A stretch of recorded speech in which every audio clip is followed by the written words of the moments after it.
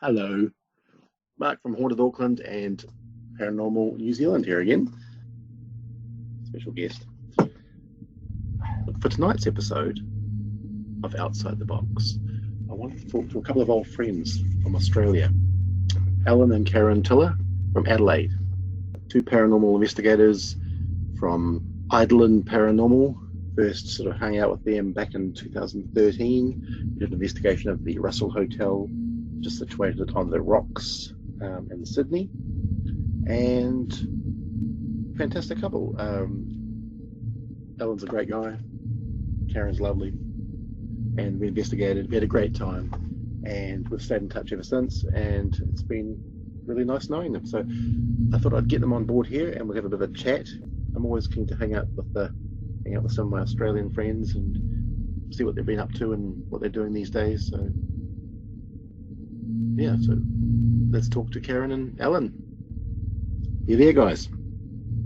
There we go. Hi. Oh, now we got it. Goodness me. Hey, guys. Long time. Hi, hey.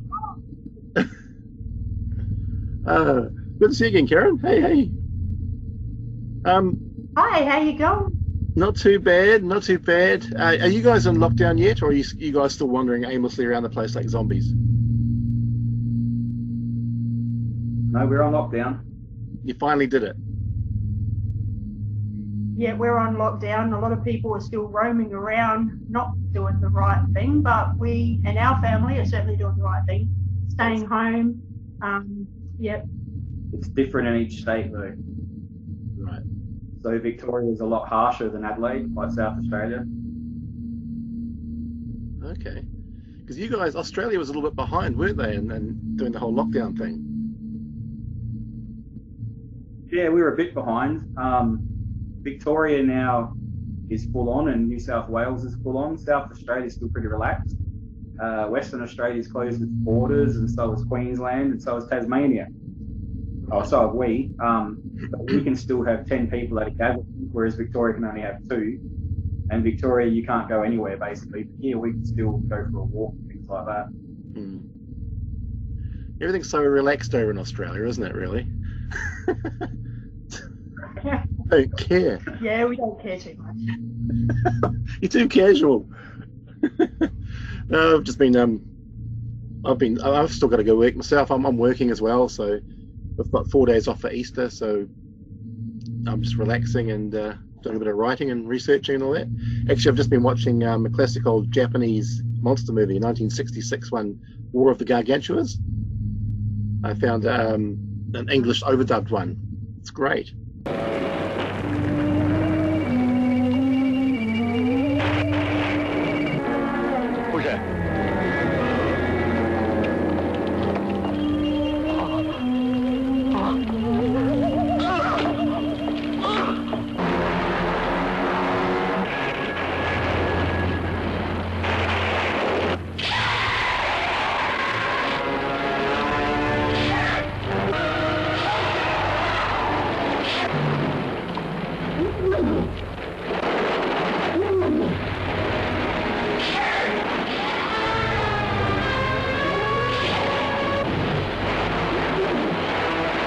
Attention! All aircraft are to turn away! An alert! An alert! This is Tokyo Tower! Don't land!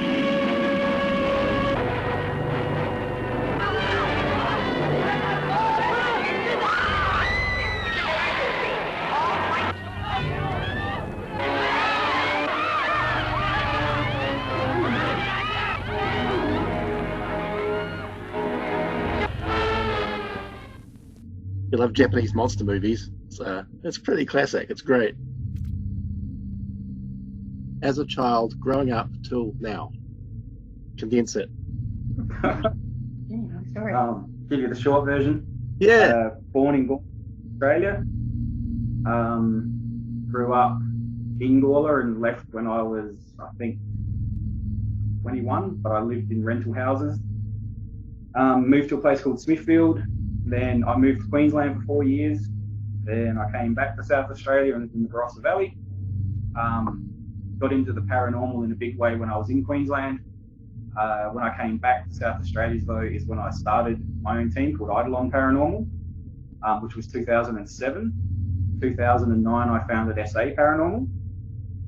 In 2011, I met Karen at a haunted cemetery called St. John's, which is near a place called Kapunda.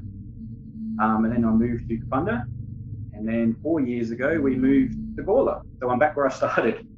Right. So in the meantime, when we saw you in 2013 in Sydney, we were actually there to have a meeting with the producers of Haunting Australia, which is That's right. You partly were why too. we were there. Yep. That's right. You, so Yeah. I remember you saying that. So we come and saw you, and we went and had a meeting with the Haunting Australia team, the producers and production company, and started going through locations and things like that. Obviously, that was filmed in the end of 2013 and it aired in 2014. The same year, I released my book, The Haunts of Adelaide.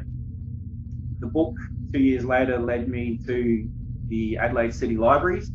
One of the librarians there had read the book and decided that I was worthy enough to be given a residency as a historian. And I spent 6 months doing the first paranormal residency in the world called Haunted Buildings in Adelaide. That spawned a blog post for the National Library of Australia. It later spawned the Adelaide Ghosts and Ghouls walking tour, which is a tour you can download and listen to, and I guide you around Adelaide. That's totally free. That's free. And in the meantime, that also led to writing another tour for the Port Adelaide Enfield City Council called the Ghost Port Walking Tour, which they give you a free booklet that you can pick up and you can read it, and I basically guide you around Port Adelaide. For free. And since then as well, I've written another poetry book, which is only available on Amazon. And hopefully this year, if things start picking back up, because like many people, I'm on hold with my job at the moment.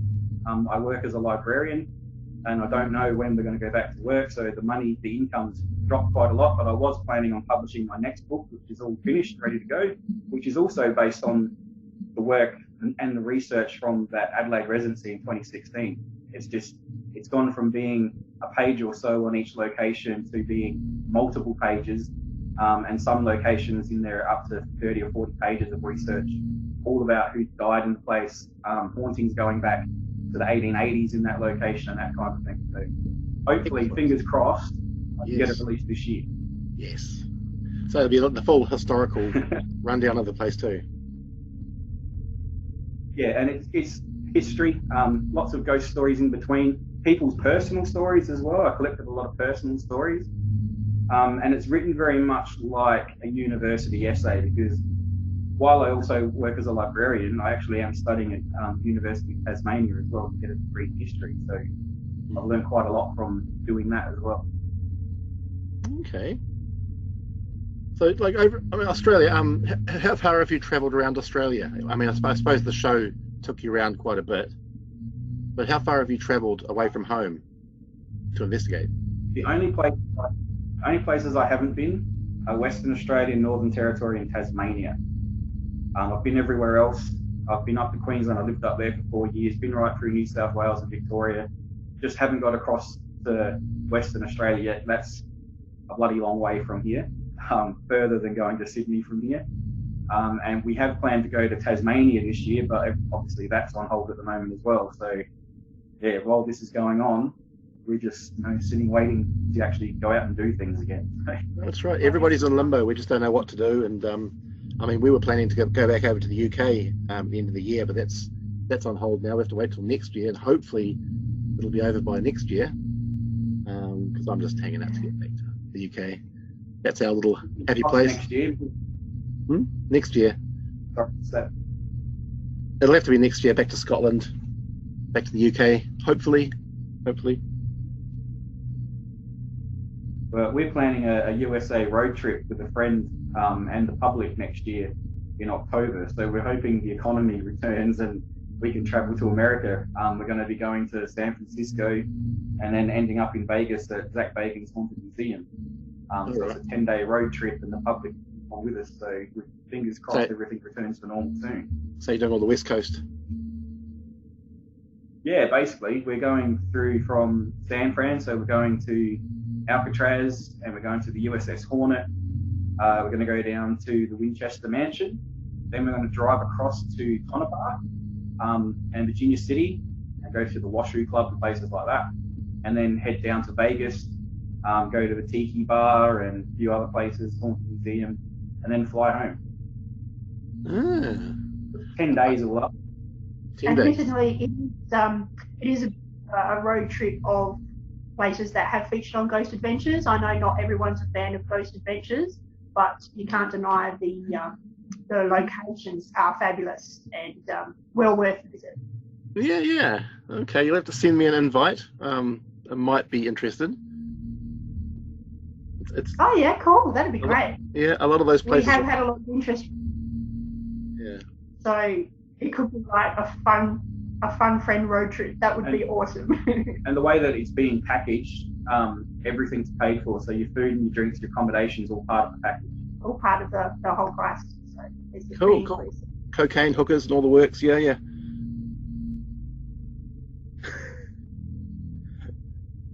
Awesome. Sorry, there's We're losing the audio. Yeah. You're so far away. That's why. Is it breaking up? Is it? There's a bit of a lag, isn't there? There's a real Just a lag little. on this one. Yeah, there is. I asked this question of many other paranormal researchers that I know. What would you rate as the most overrated piece of paranormal equipment? The most overrated Where do you start? K2? Oh, K2, the Xbox Connect that thing. bloody Connect. It hates. So you've tried them and you've dismissed them? We had the Xbox Connect back before it got popular. We had it hooked up on a laptop. We tried it in a place called Overland Corner Hotel, which is reputedly very haunted. And it just has way too many things that it will see as a stick figure. And yeah, then it has other programmed in things where it will, if no one's standing there, it will start making stick figures because it just needs to recalibrate all the time. Mm-hmm. I've watched countless videos of people pointing them up trees, things like that, and I'm like, there's so many sticks that will make a humanoid shape. What's the bloody point? And the other big thing that grinds my gears, in the words of Peter from Family Guy, is the fact that the Kinect's made to be standard on a shelf. It's not supposed to be walking around doing this. That's right. You know, Ghost Adventures are horrible. The millimeter's another thing. Sit the bloody thing down. It's not made for waving around. It's not how it works. You're not saying spirit boxes. Oh. We had one cold. I think we got something. Yeah, only One one occasion. occasion, one, and that was a Frank's box. That wasn't even, the latest one. Yeah. Not a fan of them, but yeah, we had one thing where we thought maybe, and every other time absolutely nothing. Yeah. We have an app that we've been playing with called Project Paranormal. I don't know if you've heard of that one. Mind you, use we're not a apps. fan of that. No. Not a fan of apps. But- But we tried this one in Moonta, and we got two very clear voices when it's not supposed to have any English words in it. And one of them very clearly says, "Please leave," and undeniably says it. And what I've researched of the app, all the words that are on it are supposed to be old languages, like old dead languages recorded in reverse. So there's old Sumatran and things like that. Supposedly no English on it whatsoever, and clear as day you hear someone say, "Please leave." So, we're still skeptical about that, even though, we heard it, you can clearly tell what it says, but at the end of the day, we're both still very skeptical. We did use that at Geelong Jail as well, and had some good feedback. Right. So, Okay. yeah, still testing it. What would you consider your most favourite location in Australia that you've been to so far? The most amount of activity there or experiences that you've had there? Good question. Arrowdale's right up there. We went through Aradale. We built a bone from APS, Australian Paranormal Society. And yeah, we had quite a lot of stuff happen, which was really weird because it wasn't where it happened with Haunting Australia. It was in the building that was never featured on the show. In Haunting Australia, you really only saw the big front of the building, but behind it there's another 30 odd buildings. It's massive. And there was a 3-story nurses' quarters. And we spent a few hours in there, and we had all kinds of interaction. People visibly saw a shadow person walking through. We got EVPs, we had weird knockings. We heard people walking around on carpeted floors. It was bizarre. Yeah, Aradale would be very high up. Adelaide Jail as well. North Kapunda Hotel as well. That's not a bad spot. Is that the one with the footsteps? You had footsteps down the hallway? Yeah, that's North Kapunda, yeah. Is that the one? Yeah. I was curious about that. I quite enjoyed that episode, and that was one of the places I was hoping that we could, if I get back over there, you could slip me into, if you know the owners. Yeah, we don't know if we could get you in nowadays. There's different owners since back then, but I mean, we could always go out and have a look. And there's plenty of haunted places in Kapunda. You're pretty persuasive, Mark, so you should be. Yeah. Get you in there. Oh, I'm dead keen, I just really want to get into these places. And I see them on shows. I see them on all these paranormal TV shows, and I think, well, I've got to go there.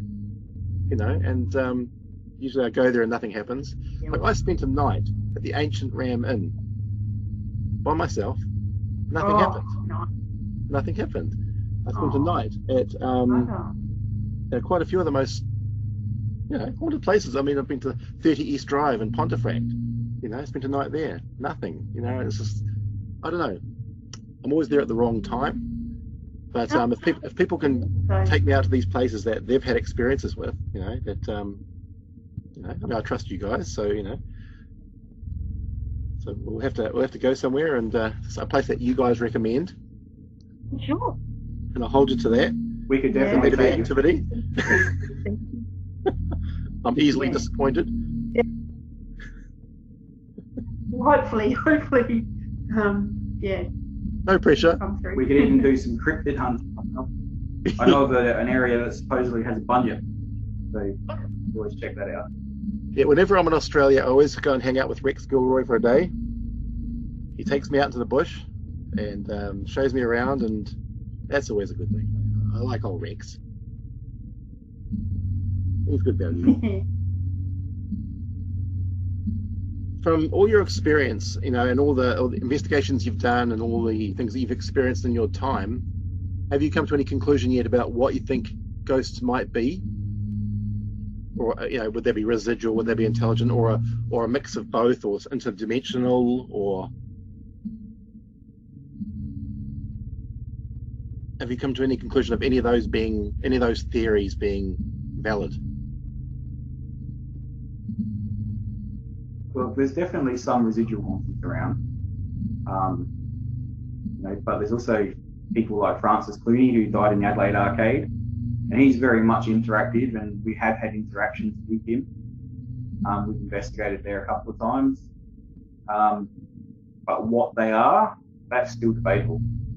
I mean, yes, they could be people that have passed over in spirit, but if you take in religious talkings, then there might not be, and there's so many theories. Are we ever really going to know, until we get there?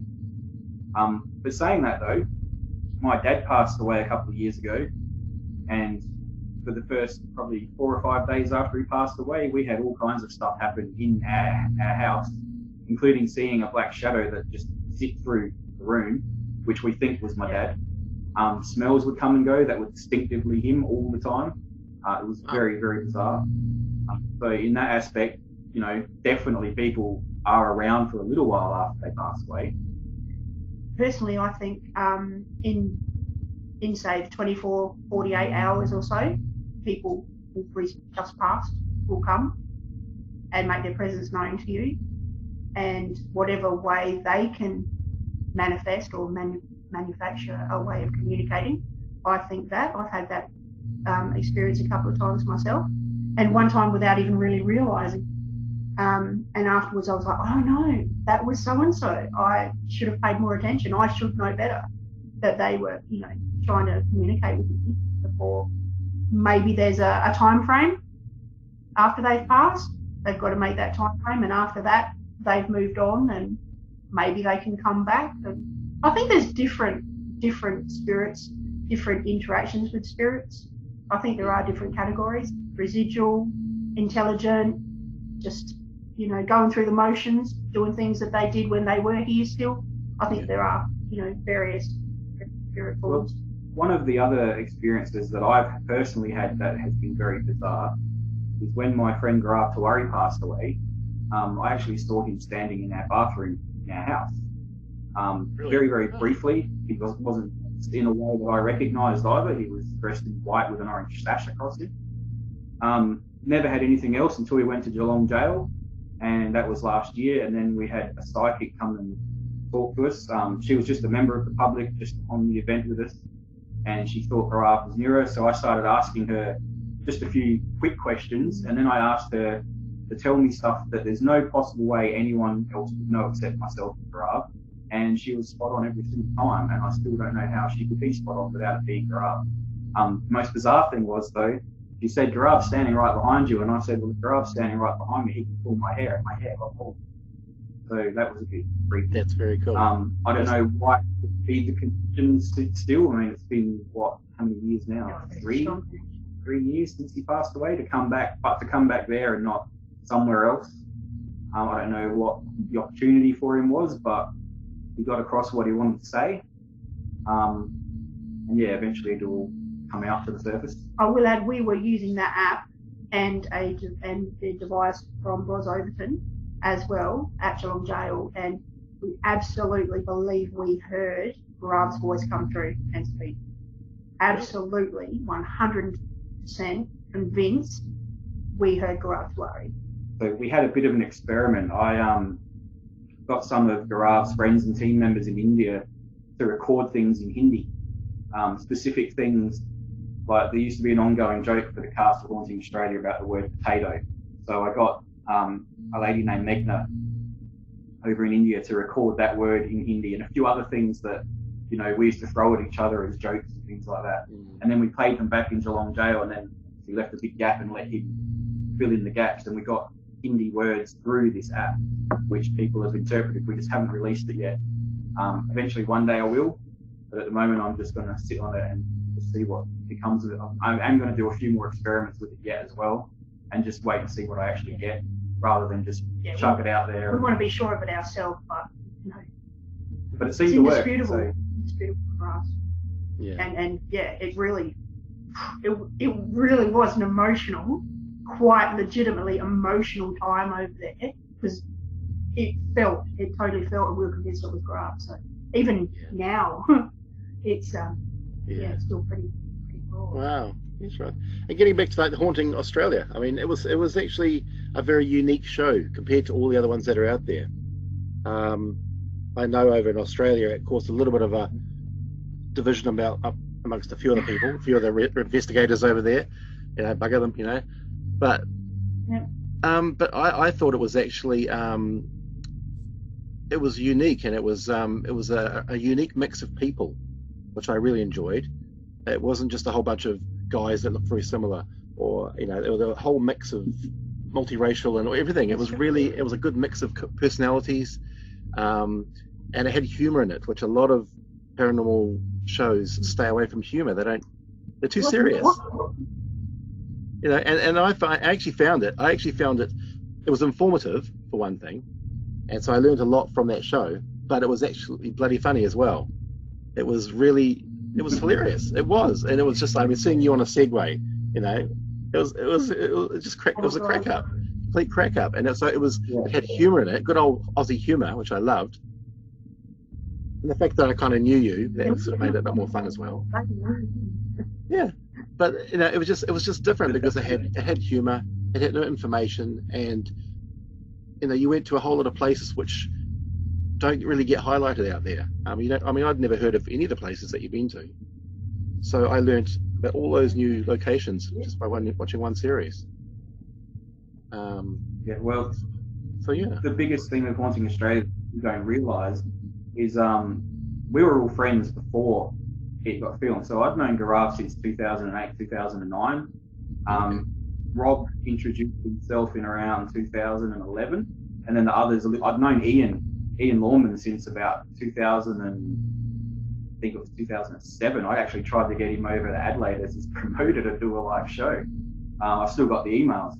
So I knew a lot of them for a long time. Raylene and Ray came a lot later though. But we all got to know each other through Facebook and everything else, and we're friends for a long time before it was filmed. So there were a shit ton of in-jokes that we, all had with each other. So, if you ever saw any of the behind-the-scenes footage that I filmed and put on YouTube before it got deleted, we're telling all kinds of crazy things and giving each other crap the whole time we were filming. So what you see on the show is a very, very condensed version of what actually went on. Yeah. That segue thing, that was 8 hours of filming, just that one little 10-minute bit at the end of the show.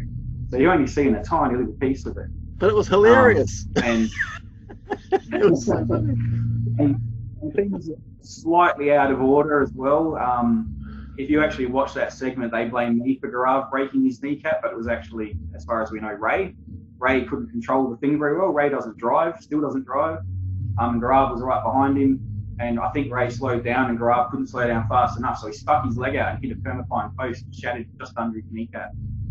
And he was in absolute agony, and they took him away. He was away for about 6 hours while we went on to the next place to start filming. Yeah. It was crazy. And we did that whole show, all 8 episodes, 5 weeks. 4 days off in 5 weeks, and we filmed for around 18 hours a day. So we had bugger all sleep, and I had to drive everyone everywhere too. We didn't have a chauffeur, I drove. So I would get up, drive 2.5 hours. We would set everything up. We would film overnight, finish at 6, 7 in the morning, and then I'd drive them 2.5 hours back. They'd all be asleep. I'd have to drive them back, get them out. I'd go to sleep, bang, get up 4 hours later, and off we go again, do it again. 5 weeks. So yeah, it was a bit over the top. If you actually watch the show in succession very quickly, you'll see us all put on weight as well. Because we're just eating crap. We're not sleeping. So you see our faces just balloon out. So Oh, that's awesome. It makes it more real, Yeah. Well, that's it. I mean, it was real. A lot of people give it shit and say, oh, this and that, and it's like, well, no, it was real. It was real. People assume, as far as we know, it was all real. A lot of people assume as well that we had something to do with the editing of the show. We had absolutely nothing to do with it. Once it was in hand, we all said goodbye to each other, and we didn't see it until we saw it at a friend's house. We didn't even have Foxtel. Yeah, we didn't have Foxtel. And we're sitting there going, and I swear, we're sitting there going, what the fuck? This isn't like what we thought the show was going to be like at all. It was quite different to what we imagined. I mean, and so much left out. There was so much good stuff that happened. Didn't even make the cut.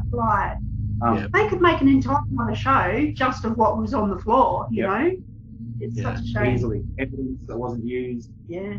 Karen was interviewed. That wasn't used. Hours and hours and hours of stuff. I mean, we would film for 8 to 12 hours every night, and you're getting the actual investigation. I think it's about 22 minutes per episode. Yeah. Because you have your intro, you have the investigation, then the outing at the end. So, so much was cut out. Yeah, I was just been talking to, I did another little chat video with Ken Gerhardt, the cryptozoologist, who he studies Bigfoot and all that kind of thing. He's from Texas. And they did a show called Missing in Alaska. And they did this whole documentary series about, people that have gone missing in Alaska. And some of it sort of touched on UFOs and Bigfoot as well. But he said they were hiking for hours, days and days. They were hiking, trekking up mountains and through snow, and to get to locations. It was all done with pure sweat and tears to get to those locations. And yet they narrowed it down to like a few seconds worth of just walking. They cut out all that pain that they went through. And he said sometimes they were walking from morning until night, just trekking up mountains and through bush to get to locations. And it was narrowed down to about 3 seconds of walking on the footage. That's fair, isn't it? Crazy, That's not fair. Yeah, it's just wild how it works out. So I fully get it.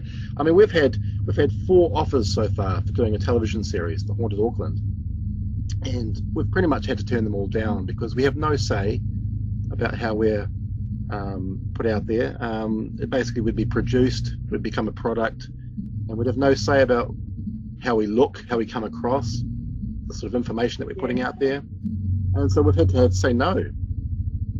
So we're sort of currently working on a little project at the moment, just quietly on the side, and which we're making ourselves. So we just need to get some funding, and hopefully that'll eventuate. But yeah, I know exactly what it's like. And I've been talking to Grant, your producer and director. He's I've talked to him a few times about it. He's told me about some of the hardships, and it's not an easy industry to be in. Oh no. I can imagine it's really hard now at the moment too. But yeah, it was well done. Yeah, I thought for an Australian series, or for any sort of series, it was well done, because it wasn't just a bunch of egotistical sort of blokes strutting around, being ghost hunters. It was kind of real. It was just like a bunch of ordinary guys, and Raylene, of course, and just doing their thing. But one of the things that was supposed to happen when it finished, there was supposed to be that first season with the 6 of us, and then it was going to spin off that there was an Australian series that was only myself and Raylene, and the other 4 would go to England and pick up 2 new cast members. And then when that series finished, Gaurav and Rob would go to India and pick up new cast members, but Ray and Ian would stay in England with their own version of the show called Haunting England. Then India would have Haunted India, and then Rob go to America and you'd have Haunting America. But it just never eventuated that way. So and that way the show kept going in different countries. We could have interlinked and done crossover episodes where I appear in one and things like that, but it just never happened. And it wasn't that we didn't get the ratings. I've heard people talk shit about us, saying, "Oh, you didn't get ratings." We actually beat out The Walking Dead on the return of their premiere of the season under episode. Yeah, I've been following it. I can see. Yeah, I've been sort of following. I can see your ratings. I've seen how well it's been raved about and repeated many times, isn't it? Repeated. Still going. It's on in Canada. It's still on in Australia. It's still on in England. How many times? There's only 8 episodes, but it's still out there, so it's really weird. Like, yeah. It's a shame that nothing more came of it, but hey, at least you got one series. It's better than no series, And it wasn't something that I'd planned to do at the time either. I'd actually turned them down, said I didn't want to do it. And then Gaurav and Rob talked me into it. So it wasn't never a planned thing to do a TV show. And then ended up, I was doing all the work in the background, finding locations, and we had this list of over 100 places that we hit, and where we got permission, that's where we went. So originally it was going to go to Western Australia, and I insisted that it come to South Australia because that's where I'm from. And Kapunda had the most haunted town in Australia, so I was living there. Let's get that on the show. And so that diverted the show a little bit to South Australia instead of WA, which was a good thing in the end. For the locations we had in WA, they were good locations. Some of them we couldn't actually get access to; they denied us. But other ones weren't safe. One was an old, like an electricity station. Massive. It still stands. It's on the coast. I can't remember exactly where, but we actually had a recce team, which was Grant, Rob, and I think someone else went over and checked out the locations for safety. And this place was like abysmal. Like we would have all died in there at night, no doubt about it. Which would have been great TV, but not going to happen. So we ended up doing Sydney, New South Wales, Victoria, and South Australia in the end. But yeah, we had locations all over the country that we had planned to go to. It just, it shot down from a 22 episode show to an 8 episode show, which was just purely budget. It still cost them, $1 million to make it. Really? Yeah, it costs $1 million because it goes into reshooting, like all those scenes where you see like the person dying and the ghost. That was all done after, like we'd all left, gone home. B-roll. So the B-roll stuff was all. That's where the money is because you've got to hire actors. And the graphics. The graphics. The locations where you have room and all that over the top stuff. That's yeah. where all the damn money is. Yeah, and they have to pay the locations, they have to pay insurances, they got to pay for food, accommodation, and it all starts adding up after a while. It's not cheap. Yeah. No, I fully get it. A lot of people don't get it, but I get it. Yeah. Awesome. Thanks. Yeah. No, I've enjoyed every show, so it's yeah. I think people are just jealous too. It's, I mean, over in Australia, you've got, how many teams have you got in Australia? How many teams are over there? It's ridiculous. They do come and go, but yeah, It's way too hard to keep count. There was hundreds, and you know that ebbs and flows. Every time there's a new TV show comes out, you get a whole pile of new people that start doing it, and then they get bored of it and drop off. And a new show comes out, and it happens all over again. So you know, there's hundreds. Yeah, so it's a lot of it's just jealousy. People can't get into locations because everybody else is wanting them as well, and there's only so many locations to go around, I guess. So people get a bit touchy about things. If somebody gets a bit of success, well, I know a lot of tour guides that are having hard times as well from people from other groups that can't get into locations because tour groups are using them. So there's always going to be problems, I guess, with clashing of teams. But Well, as soon as there's money that changes people's viewpoint. So, you know, tour guides obviously want to keep their locations for themselves to make money. They are a business at the end of the day. And then when you've got, you know, Joe Blogs coming in who's just started and they want to get in there, well, you know, the tour guide's obviously going to say, you're going to pay me to get in. I'm not going to let you just wander around and, you know, possibly with all my evidence because, you know, you don't know what you're doing or whatever. You know, I do understand both sides of it. Yeah, there's a lot of hard work and research and a lot of work that goes into tours and all that kind of stuff. Being a tour guide, we do that. So, yeah, you've got to give credit where credit's due. Yeah, that's true. That's very true. One last question. What are your thoughts on spirit attachments, either to an object or to a person? A lot of people have different theories about this, but do you think a ghost can follow you home after an investigation or attach itself to an object? Definitely. Yeah, definitely follow you home. I have an experience in 2008. I investigated at the Adelaide jail, and I was living in a place called Salisbury at the time, and I went home.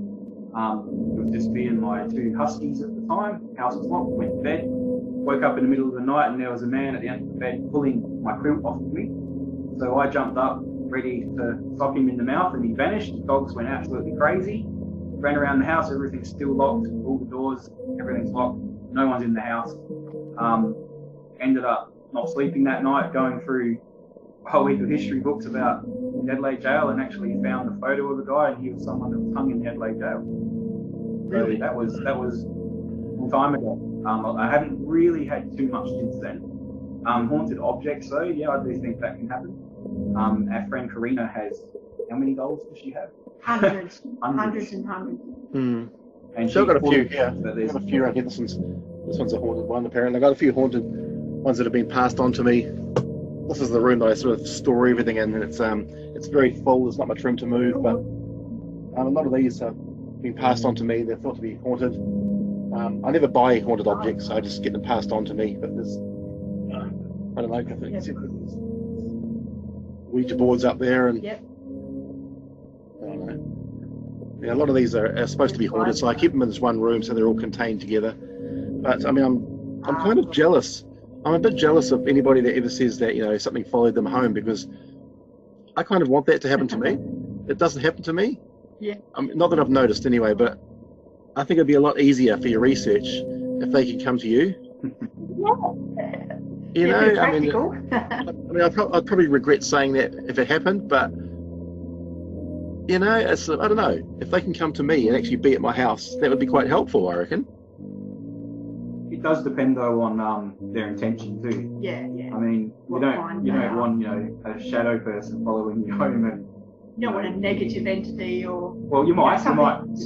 You might want to interact and press the boundaries. If you knew me. We get a pretty good idea there. Yeah. So yeah. See, with me personally, I mean, I don't tell too many people this. So between just you and me, quietly, I've kind of you know, thrown myself into this whole field. This is my life. You know, this is what I do, and I'm not going to change. No. So it's kind of, this is me, and basically I've offered myself to the field. So whatever happens, happens. And it's like I always say to it, if I'm in a prison or if I'm in a mental hospital, whatever, I always say, hey, look, you know, get your frustrations out on me if you want. You know, take them out on me. You're angry, show me. You know, if you want me gone, show me. You know, for me, to be slapped, punched, thrown against the wall would be the ultimate in evidence for me personally. You know, that kind of interaction. So I kind of do welcome it. That's kind of the position I'm in personally. And it probably sounds a bit sort of loose and a bit sort of bit mad, but it's kind of, I don't know, when you've been doing it for so long, you kind of get to the point where you know your safety zones and you know what to expect. And I've gotten into this right now where everything is pretty much the same. And I don't know whether you guys have felt it, but investigations became very samey and nothing much happens. So you're kind of wanting something to happen. You know, I want something to be thrown at me, you know, actually thrown at me. What was that? What? Did you hear that? No. There was like a big rumble. It was a sound come grumbly, through. growly kind of sound. I don't know if you touched something. Mate, hopefully it's there when you play it back. Ah. No, I don't know. I hope you hear it. I hope you hear it when you play it back. No, I didn't hear anything else then. Unless it's your belly growling. No, I am hungry, yeah, but it is nearly. Oh, it might be your belly. Yeah, no, haven't heard it. It might be an electronic EVP. Might be transmitting electronically somehow. You're putting it out there. Yeah. Well, that's cool. All right, guys. That's really nice to talk to you again. And Yes, you.